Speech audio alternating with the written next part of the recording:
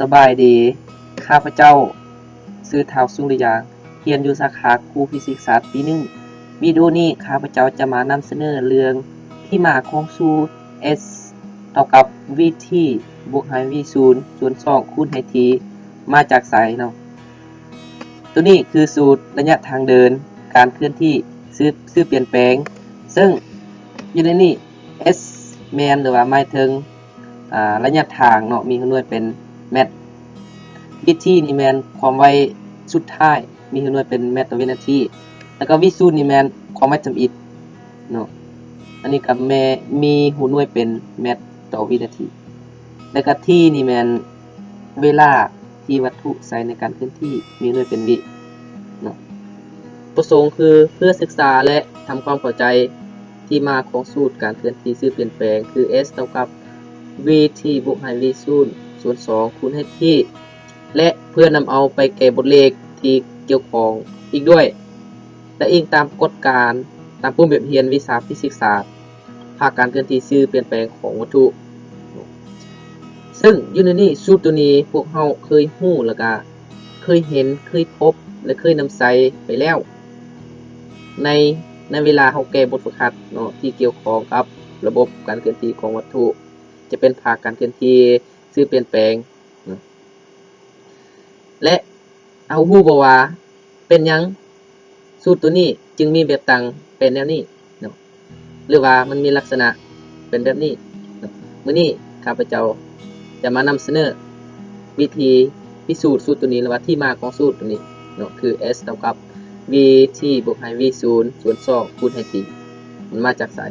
กันแท้เนาะอันนี้เข้ามาเบิ่งกันเลยจากสูตรเนาะเขามีจากสูตร s เท่ากับ v 0 t บวก 1ส่วน2 at กำลัง2สูตรตัวนี้จะเป็น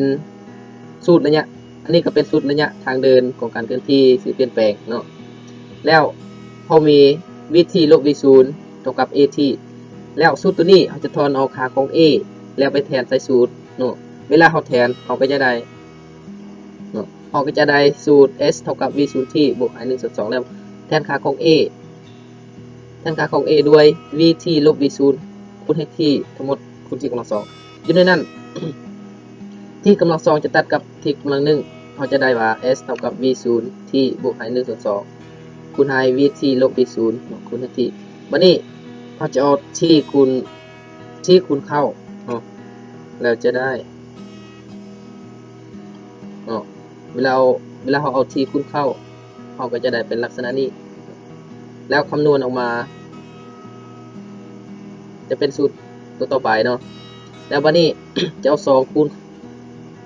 จะขึ้นพูดเนาะเวลาขึ้นพูดเราก็จะได้นี่